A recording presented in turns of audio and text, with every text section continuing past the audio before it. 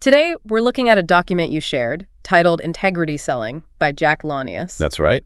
And our plan really is to skip the fluff and get straight to the actionable stuff. What can people actually use from this? Exactly. Think of it as distilling the essence, for anyone wanting to sell effectively, ethically. Doesn't matter your background. Okay, sounds good. So where do we start? The document kicks off contrasting mindsets, right? Success versus failure in sales. Yeah, it does. And the core difference it points out is motivation. What actually drives someone? Okay. And for the less successful, it says they're driven by activity, pleasing activity, taking the easy route. Pretty much. Avoiding new habits, maybe sticking to old behaviors because it feels comfortable, even if it's not productive. Whereas successful people, they're different. They're driven by wanting pleasing results. They believe they can get those results, and they'll do the necessary actions, even the tough ones. so outcome focused, not just busy work. Precisely. It's a fundamental shift in perspective. The document then compares learning sales to becoming a jet pilot, which is quite the comparison. It is, isn't it? But it makes a powerful point. Salesmanship isn't innate. It's learned. Like flying a jet, you need practice, technique. Exactly. Practice, developing techniques, polishing your presentation. It takes hard work, perseverance, real commitment. You're not born a great salesperson. Makes sense. And there's that line, never pass up an opportunity to create new business. Opportunity may only knock once. Yeah, a bit dramatic maybe, but the point is valid. Be proactive. And it acknowledges that sales can be scary, right? No, absolutely. There can be fear. But that's why practicing the tools, the techniques, is so crucial.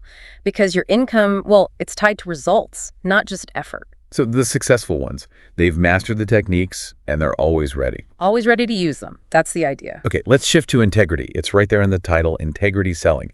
How central is this? It's presented as absolutely foundational. You can't build anything lasting without it. And what does that mean in practice, according to this? It means treating every single person, customer, prospect, whoever, with respect, with honesty. Doesn't matter who they are or what you think you can get from them. There's a really strong quote about that, isn't there? Yeah. Never allow the need to make a fail reduce your integrity. Wow. Once your integrity is lost, it can never be regained. Pretty stark. It really is. So your reputation is everything. It is. And it distinguishes between a professional salesperson, a closer, as it says, and someone just, leaving a bid, pushing paper versus building trust. Interesting distinction. Okay. Next up is the 4 levels of learning. I found this part quite insightful. It's a useful model. Yeah. The basic idea is that we all have different skill levels in different areas. Obvious, maybe, but we tend to stick to our strengths. exactly. We overdevelop what we're good at and avoid the weaknesses. Often because, we don't like failing even while learning. Been there. So what are the 4 levels? Okay, level 1, unconscious, incompetent. You don't know that you don't know. You're just unaware you lack a skill. Like a kid before they even know what riding a bike is. Got it. Blissful ignorance. Then level 2. Conscious incompetent. Now, you know what you don't know. Okay. The kid tries to ride the bike and realizes, whoa, this is hard. I don't know how. Exactly that. In sales, you might realize, my closing isn't working, but I have no idea why. Right. Then level 3 must be getting better. Conscious, Yeah. competent. But you have to think about it. You can do it, but it takes concentration. Like consciously thinking, okay, balance, pedal, steer. Right. Or in sales, okay, remember to ask this question now. It requires active mental effort. And the final level, the goal. Unconscious, competent. You have the material mastered, and it is second nature. You just do it, like riding the bike without thinking. Or the experienced salesperson just naturally saying the right thing. Precisely. The skill is ingrained. The document uses learning the Pledge of Allegiance as an example. You go through those stages. It's a simple way to see it. And the point for sales is, The point is, you will move through these stages as you learn. Reaching unconscious competence, especially with core skills, takes deliberate practice. Rehearsal, role-playing the document stresses these. and this applies beyond sales too, presumably. Oh, absolutely. Any professional skill development follows this pattern. Okay. Now, the document talks about 5 attitudes of failure, but it frames failure positively. How does that work? It's a reframe, really. Instead of seeing failure as, failure, Like, the end, see it as. an opportunity, number 1, see it only as a learning experience. 2, an opportunity to change direction. 3, a chance to develop your sense of humor, maybe laugh it off. Okay. 4, an opportunity to practice your techniques, perfect your performance. And 5, just see it as part of the game you have to play to win. So failure isn't final, it's feedback. Essentially, yes. Yes. And then comes the Champion's Creed. Right, that was powerful. I am not judged by the number of times that I fail, but by the number of times I succeed. And the number of times I succeed is in direct proportion to the number of times I can fail. Exactly. It's about resilience. Picking yourself up and trying again. Failure is part of the process, not the opposite of success. That's a good mindset shift. Then the focus moves to the prospect's perspective. This feels crucial. Utterly crucial. The document says the prospect has to see, understand, and believe they have a problem before they'll even consider needing a solution. Makes sense. You can't solve a problem they don't think they have. And it reminds us, people buy, not companies. And they buy on emotion first. Justifying with logic later. You got it. So you need to connect emotionally, which leads right into WIFM. WIFM. What's in it for me? Every prospect is asking that, consciously or not. So the emotional trigger is what the product does for them, how it makes them feel. That's the core of it. What will this do for me? How will my life or business be better? Okay. The text then gets practical, using inspecting a structure as an example. Feels specific, but are there broader lessons? Absolutely. Yeah. The specifics are pest control, looking for entry points, food sources, activity, sure. But the principles, thoroughness, attention to detail, understanding the prospect's environment. And it says, take the prospect with you on this inspection. Yes. Very important. 2 big reasons. 1, you gather information directly from them, their perspective. 2, it raises their emotional level. Because they're seeing the potential problems themselves. Exactly. It makes the need feel much more real, more urgent when they see it firsthand. The text even suggests where to end the inspection somewhere you can actually talk and move towards a solution. Even the details, like looking under sinks or using caulk. What's the takeaway there for us? It's about digging deeper, not just surface problems, looking for root causes, hidden issues. Like the caulk, it's about preventing future problems, not just reacting. It shows expertise, builds trust. Right, looking beyond the obvious. Okay, then we get to the 4 emotional stages of a sale. AIDA. AIDA. Attention, interest, desire, action. A classic framework for a reason. It maps the psychological journey. Let's walk through it. How do we grab attention? The document calls it the hook. It could be a statement, a question, maybe an action, something that makes them stop and think. Like the examples. Want something free your current company doesn't offer. Or questioning their current service's effectiveness. Yeah, questions that disrupt their status quo thinking a bit. Pique curiosity. Make them lean in. Okay, attention grabbed. Next, interest. How do we build that? By appealing directly to their buying motives. What do they care about? The text says you need to think about why they need your service beforehand, then use probing questions to confirm that and uncover their specific pain points. So asking things like, would this kind of report be helpful? Or wouldn't having extra services at no charge be a benefit if X happened? Exactly. Connecting your offering to their potential needs and desires, showing relevance. Then comes desire. This feels like the real turning point. It is. Desire is the emotional engine. It's built on the wants you've already uncovered. You make them feel the need for the solution. How? The examples seem to focus on the negative consequences of not acting. That's one way. Highlighting potential risks, reputation damage, financial loss, employee morale, or painting a picture of the positive future state your solution enables, making the benefit emotionally resonant. And finally, action. Getting them to actually commit. Right. These are the closing questions. Making the decision easy. Practical things like pay by card or check, morning or afternoon service, where should we put the posters? Stuff that assumes the sale and moves to logistics. Okay, AIDA. Attention, interest, desire, action. Makes sense. Then a really key distinction. Features versus benefits. Crucial. Easy to mix up, but vital to get right. So a feature is a fact. Something provable about your company, product, service. We have 247 support. That's a feature. And a benefit. That's what the feature does for the customer, how it helps them. Why should they care about 247 support? Because they get help anytime they need it, reducing downtime or stress. Exactly. That's the benefit. People don't buy features. They buy what those features will do for them. They buy the benefits. The text uses 25 years in business as a feature. And the benefit is proven history, reliability, peace of mind. It translates the fact into value for the customer. This is the whole sell the sizzle, not the steak idea, right? Pretty much. Connect to the emotion, Yeah. the sizzle. Yeah. Justify with the logic, the steak. The text simplifies it, what it does, what it means to them. That's helpful. Okay, next up, qualifying questions. Why ask these early? To see if it's even worth proceeding. Is this prospect a genuine potential customer? It saves everyone time. And the acronym is NMAAT. Yep. Need. Do they actually need what you sell? Motivation. Do they want it? Is there pain? Authority? Can the person you're talking to actually say yes? Okay. Need, motivation, authority. Affordable. Can they realistically pay for it? And trust. Do they believe you? Yeah. Your company? So if any of those are missing? The sale is much less likely. These are essentially the 5 core reasons a prospect won't buy. Good to know up front. Definitely. Then the document moves into initial contact and overcoming objections. Some creative opening ideas here. Yeah, the focus is on starting low pressure. Maybe asking about their current situation, if they're happy. Then offering a way to measure effectiveness. Like the report card idea we'll get to. Exactly. Introduce the idea of evaluation, not an immediate hard sell. And it strongly warns against just throwing out a price right away. Oh yeah, the shotgun pricing approach. Bad idea. Why? Because it makes you a commodity. Implies all services are the same. Spot on. You need to inspect, understand their specific situation first, then you can tailor a solution and demonstrate value before talking price. Otherwise, it's just a race to the bottom. And anticipate objections. Even bring them up yourself. Yes, proactively. Okay. Weave answers to common objections into your presentation. Takes the wind out of their sails later. Okay, let's talk about that report card approach more. Pest control specific, but the strategy. The strategy is universal. It's about providing tangible proof of need, giving them something concrete that shows, hey, maybe things aren't as good as you thought. So it lowers resistance, creates curiosity. Exactly. It challenges all companies have the same assumption.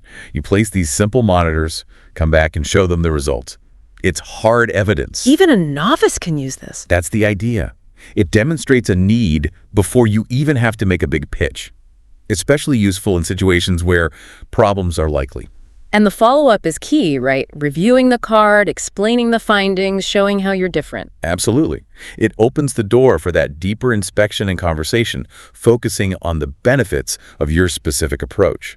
The document gives sample dialogue for introducing it, offering it free, positioning it as a way to measure their current service. Smart. Okay, then the 6 essentials of a good presentation, what are they? It needs to be complete. Eliminate competition. Show why you're better. Anticipate objections. Handle price strategically. Be clear. And develop logical and emotional points around their buying motives. And again, it hits that point. Price is relative. Don't sell on price alone. Never sell on price alone. All right. People buy what they want, often before what they strictly need. Value trumps price if presented correctly. Makes sense. Then the 5 steps in creating a sale. A clear roadmap. Yeah, define the problem, offer the solution, qualify your company, describe the benefits, close the sale. Simple steps. Let's dig into define the problem, the inspection part again. Critical stage. Get the decision maker involved if possible. Seeing is believing. Remember, emotion drives the purchase. The inspection builds that emotion. Show, don't just tell. What if they can't join? Collect evidence, photos, samples, whatever proves the point. During the inspection, you're explaining why the pest or the problem is bad for them. The script suggests having them write things down on an inspection report. Yes, active involvement. Makes them own the findings. Use it as fact-finding, too. Ask about their business, past issues, current provider. Then review the findings. Maybe use a presentation book, ask commitment questions. Right. Small yes questions along the way. Does this seem like the kind of thoroughness you're looking for? Build agreement piece by piece. The inspection is the show, it says. You need to know your stuff. Absolutely. Know where to look, what to look for, how to fix it. If they don't have time, use the report card method or collect evidence for later. But a thorough inspection is ideal. Okay, step 2. Offer the solution.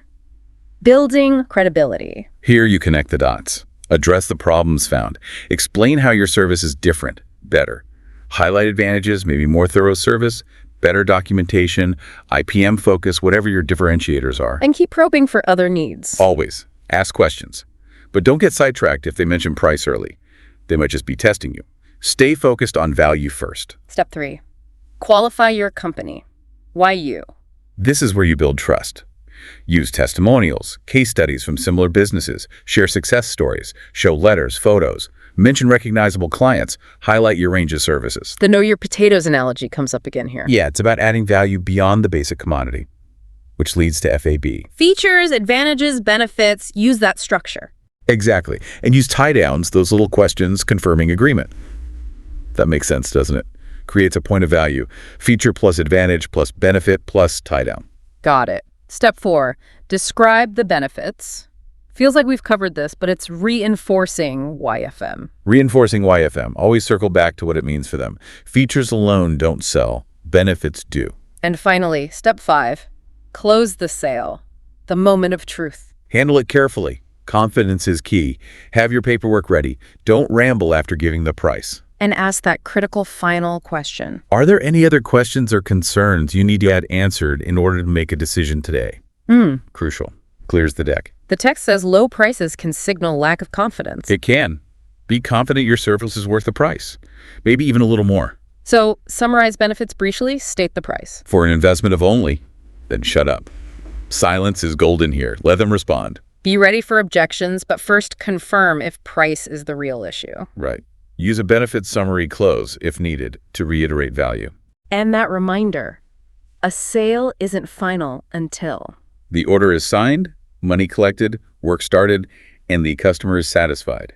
It's not over until it's over and they're happy. Plus, we miss 100% of the sales we don't ask for. Gotta ask. Okay, shifting gears slightly. Improving listening skills. What's the advice? Talk less. Make the customer feel important, heard. Listen actively focused. Don't just wait to talk. Give feedback. Show you understand. Avoid phrases like, you don't understand. Be empathetic. Crucial for building rapport. Then non-manipulative selling. Back to integrity. It is. Be truthful, ethical. Your job is to persuade yes, but only if they genuinely need it and can afford it. Don't be the credit manager, but be responsible. And questions are key here too. Questions are everything. They guide the prospect to discover their own needs. It feels less like being sold to, more like a collaboration. They feel in control, even while you guide the process. Makes sense. Questions motivate by uncovering needs, wants, fears. Exactly. They tap into the prospect's buying motives, create that tension between where they are and where they want to be, which fuels desire. There's a technique for handling objections. QUIET. Question it, understand their view, isolate the core issue, empathize, test if you've resolved it. A neat little process. And then a breakdown of different question types. Open-ended. For getting more info, tell me more about it. Reflective. Rephrasing their statement as a question. So you're saying the main issue is Directive. guiding towards an answer. Wouldn't it be better if, often for trial closes, Multiple choice. offering 2 acceptable options, would morning or afternoon work best? Keeps things moving. And closed-ended. Simple yes, no. Good for quick confirmation or narrowing things down, but used carefully. Can shut down conversation if overused. Okay. Then the porcupine technique. Answering a question with a question. Yeah, it sounds evasive, but it makes them clarify their thinking. Why do you ask, or what are you hoping to achieve with that? Reveals their underlying concern. And the alternate of choice. Close. Classic. Give 2 yes options. Shall we start service Tuesday or Thursday? Assumes the sale gently. You can combine these, it says. Definitely. Prospect asks a question, you use the porcupine, then follow up with an alternative choice based on their answer. The history read back. When is this used? For prospects stuck in inertia, they know they need something better but won't change. You walk them through their history, asking questions that highlight the pattern and the potential benefit of breaking it. And the benefit summary close, again, to isolate the real objection. Restate the agreed upon benefits, then ask, so is there anything else holding you back besides the stated objection? Helps confirm the main sticking point. Got it. Some quick tips on finding the decision maker, too. Yeah, asking about their role, who else is involved, what's important to the final decision maker, essential qualifying info. Then a reminder about practice questions and the get the quarters game. All emphasizing preparation and the power of asking good questions. The game is a fun way to remember. Aim to get more yes answers through questions than they ask of you. And that quote about the comfort zone. A comfort zone is a dead space because as long as we remain in it, there is no growth. Powerful nudge to keep learning and trying new things. Definitely. Okay, categorizing objections. 5 basic types. Lack of interest, lack of trust, issues with the product service itself, lack of urgency, and price. Anything else is usually a condition like no real need or no money at all. Good to know the main buckets. Helps prepare. And practice rebuttals for the common ones you hear. Write them down, rehearse. And that quote about where sales are made. Eyeball to eyeball, nose to nose, belly to belly. Emphasizes the power of in-person connection. Okay, the stall. When they agree but don't commit. Often means missing info or an unvoiced objection. Ask directly. What specific part do you need to think about? Best way to beat a stall. Anticipate objections earlier. The Benjamin Franklin close pros and cons list. Yep. A visual way to help a stalling prospect weigh the decision logically. You guide them through listing reasons to buy versus reasons not to. And the benefit summary close before the price. Use it to rekindle emotion right before the investment discussion. Remind them of the value, then ask, any reason we can't do business today? Handling postponement objections like need to talk to someone or need to think it over. Talk to someone else often means you didn't qualify authority properly. Ask about that earlier. Think it over. Acknowledge. Then try to isolate the real concern. Use a benefit summary or Ben Franklin. Don't just leave a brochure and hope. The similar situation close. Feel, felt, found. Great for building empathy. I understand how you feel. Others have felt the same way. But here's what they found when they moved forward. Shares a relatable success story. Useful for the I don't need pest control objection too, maybe comparing it to one bad restaurant experience. Exactly. Acknowledge their bad past experience, show empathy, feel felt, then highlight how you are different found. The sharp angle close. When they ask, can you do X? You respond, if I could do X, would you be ready to move forward today? Turns their question into a potential close. If you can actually do X, of course. When to answer objections. Before. When, after, never. Before. Weave common ones into your presentation. When. Address direct questions immediately. After. Postpone if it fits better later. Good question. I'm covering that next. Never. Some questions don't need a direct answer. Use the porcupine. If they're still reluctant at the close. Probably haven't sold the need or value enough. Revisit benefits gently. You did like the X feature, right? Try to uncover the real objection. Could it be the price? Use if I could, would you questions. History read back again for I want to think it over. Specific rebuttal for that stall. 6 steps outlined. The suppose test. Using hypotheticals. Suppose price wasn't an issue. Would you move forward?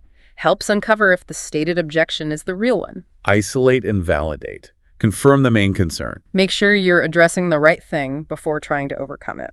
And that final question before price, again. Any other questions or concerns? Can't stress it enough. Use closed questions throughout the presentation too, right? Trial closes. Yes. Test the waters. Ask for opinions, not decisions yet. How did that sound so far? A no just means you need more info or clarification. Okay, lead generation resources. Don't just rely on calls. No. Research. Library, web, trade journals. Know their industry. Door-to-door still works sometimes. Ask your network friends, organizations. Offer referral incentives. Prospecting is step 1, most important step. Arguably, yes. And referrals are gold, especially from happy customers. Build rapport, then ask. Specific referral techniques. Letters of testimony, powerful. Letters of introduction, simple. Phone intros, get commitment. Ask a time of service, neighbors.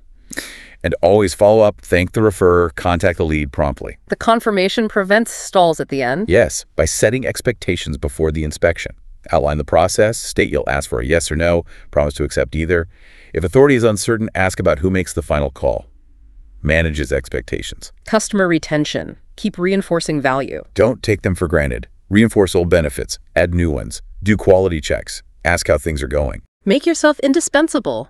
Good mantra. Be a partner, not just a vendor. Thank you notes. Simple but effective. Very.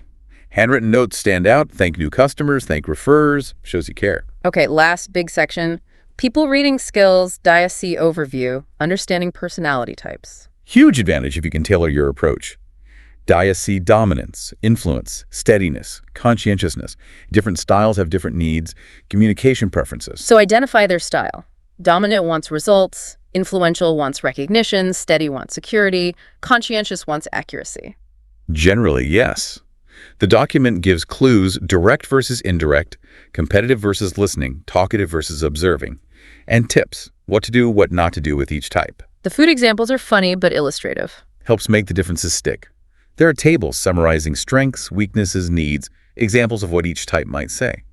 helps you adapt. Avoid paralysis of analysis, though. Just get the gist. Exactly. Use the archetypes, bold Betty, friendly Freddie, sincere Sarah, competent Carl.